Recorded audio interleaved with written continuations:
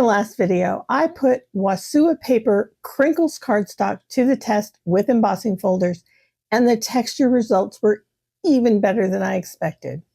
Today, I'm turning a few of these panels into finished cards. I'll show you how I pair the embossed backgrounds with stamped sentiments and focal pieces that have been in my stash just waiting for their moment. You'll see how easy it is to bring these textured panels to life. And stick around to the end because I've got a few more finished cards to inspire your next craft session. Let's turn these embossed panels into something even more beautiful. Hey everyone, it's Lean from ColoradoLean.com. Welcome back to the craft room. Before we dive in case you missed the video where I tested embossing on this Crinkles cardstock, I'll go ahead and link that video right here, as well as pop in a link down in the description. So let's go ahead and get started with our first card and this beautiful blue panel that I embossed with the Cuttlebug Divine Swirls embossing folder.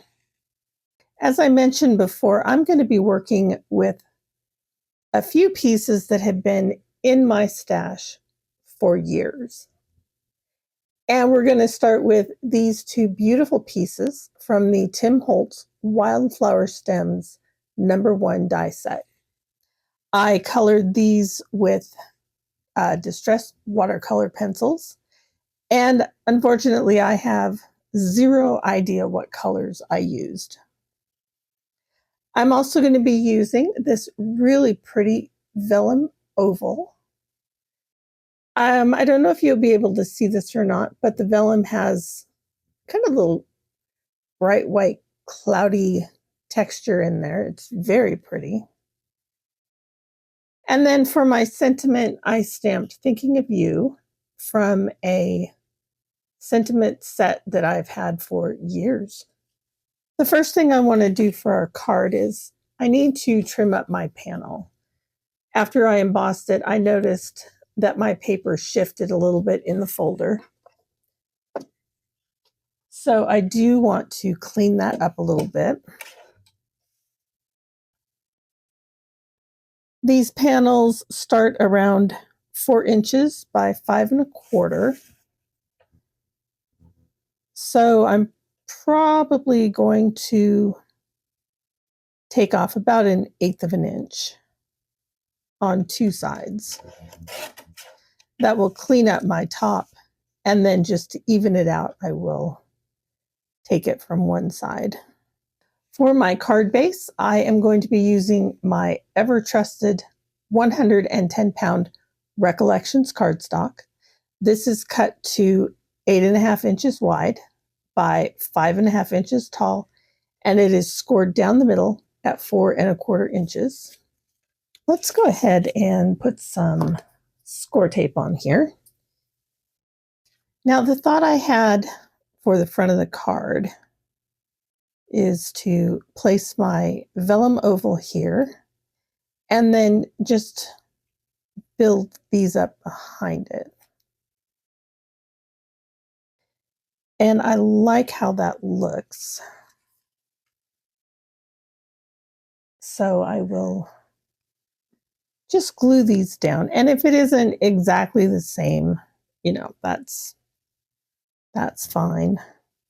And I am using art glitter glue. I do want to put a little bit of glue on these bottom leaves here, just to make sure they stay down.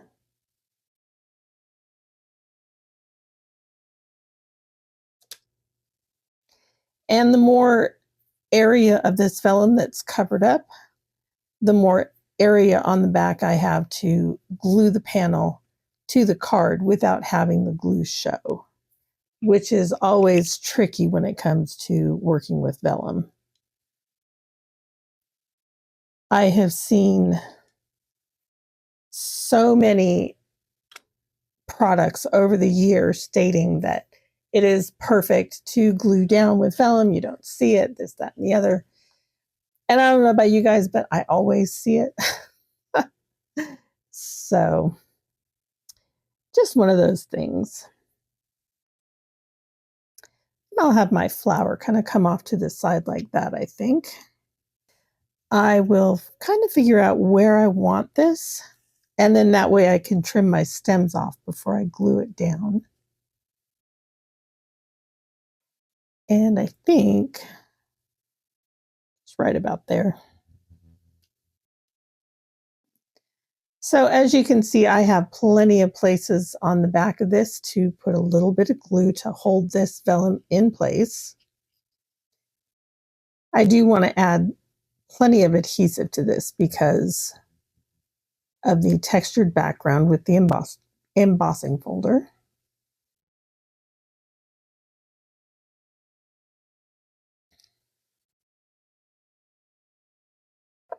All right, let's go ahead and trim this sentiment down.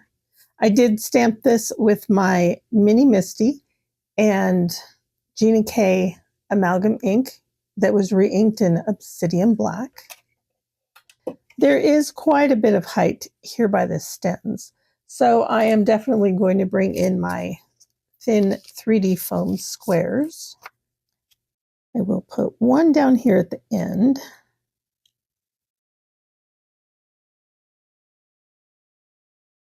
And then the other, I'll put two of them here on this side. I'm going to put a little bit of art glitter glue onto the squares.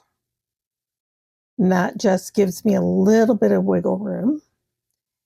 And then I will also put some glue where I think the stems will be. And then that'll just help hold everything into place.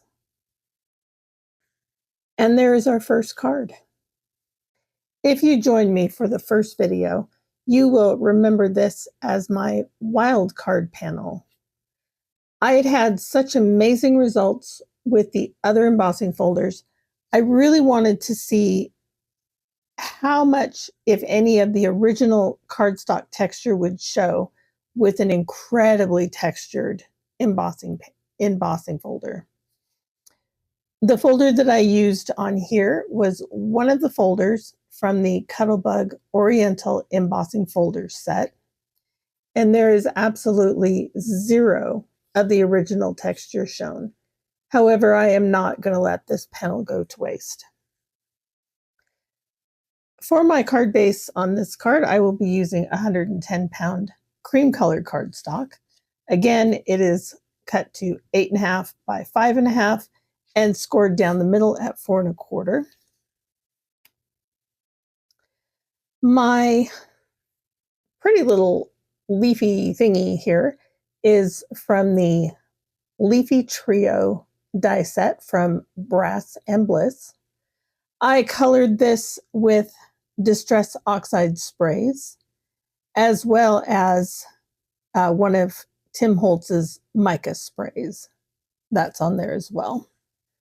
My background for this is an ink smushed panel with antique linen and tea dye distress ink.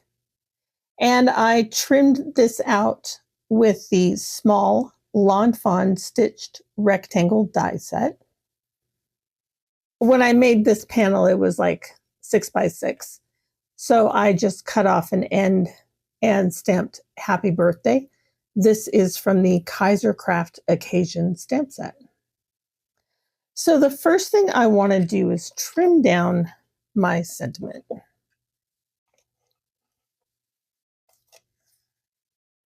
Now, if you joined me for my masculine birthday card video, which I will go ahead and link that up here in the corner, this particular card design goes along with that one.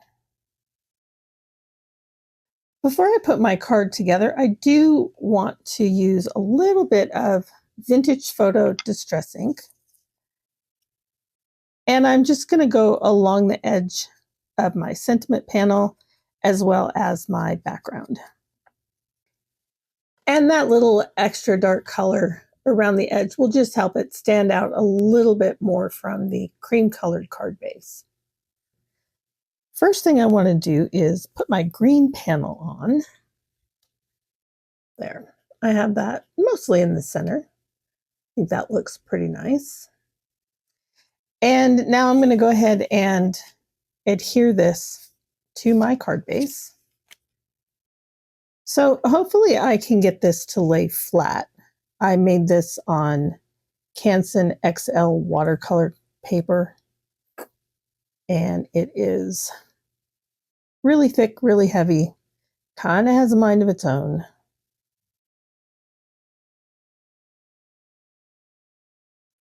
So I will get this on here, kind of clean up the glue that's coming out a little bit.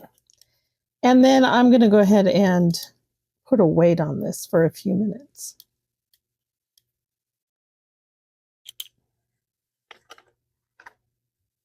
Okay, that stuck down pretty well.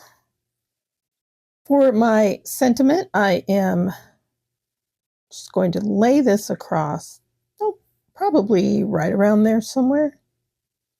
And again, I am going to be using my 3D foam squares.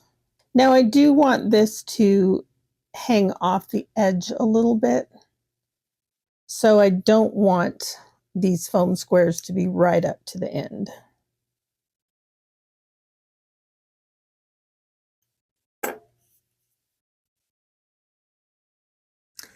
And there is card number 2. For the last card I'm going to make with you today, we're going to be using this beautiful embossed panel that was made with the AlteNew Garden Rose 3D embossing folder. What we're going to do to this particular panel, I'm going to ink up my folder, and then that ink will be in the recessed areas of my panel. Just as a quick reminder, when embossing the AlteNew 3D embossing folders with a Sizzix Big Shot, you will need your base plate, shim number 2, your embossing folder and cardstock, 1 cutting plate, and I'm going to be using my magic mat from scrapbook.com, and my machine needs an addition of a paper shim. This is just copy paper folded in half. So the side of the folder that we want to put the ink on is the flat side, the side that will emboss into the paper. And I have found that that is typically the side with the writing on it, or as with Sizzix and Tim Holtz's embossing folders, they have the image printed on that particular side. I am going to be using, speaking of Tim, his Distress ink in Lumberjack Plaid. This is a perfect shade to go with this cardstock. And I'm going to be doing this twice, so I don't want to get too crazy. So I will put a light layer on there. And then I'm going to lock my paper into place. Carefully close my folder. And then I'm going to jump off screen and run this through my Big Shot. Here is our first layer. And it's pretty, but I want to put a little bit more color in there.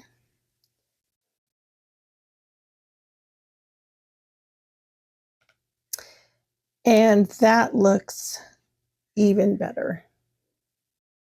While our panel has been drying, I went ahead and trimmed out the Sending Hugs and Happy Thoughts sentiment from the AlteNew Beautiful Day Stamp and Die set. I didn't want to just use a rectangle, so I brought in my We Are Memory Keepers Crop-a-Dile corner chomper, and I used the Deco edge on that. I think that gives it a nice little something something. The card base I'm going to be using is another piece of white 110-pound Recollections cardstock. And while this would be really nice, I thought the sentiment needed some kind of an anchor. So I grabbed a length of white offray ribbon and I colored it with a little bit of Lumberjack Plaid Distress ink and some water. And it has turned into a really nice light shade. So I will trim this down just a little bit. That's quite a bit of ribbon there.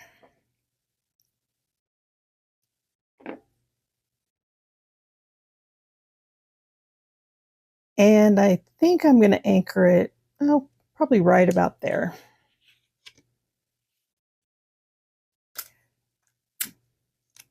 I'm just going to use a little bit of Scotch tape to hold that in place.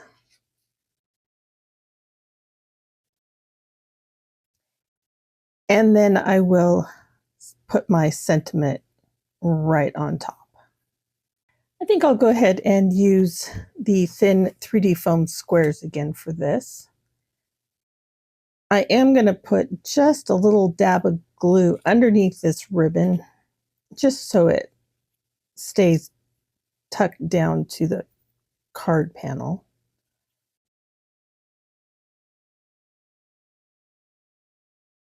And I'm just going to place that about where my sentiment is going to go.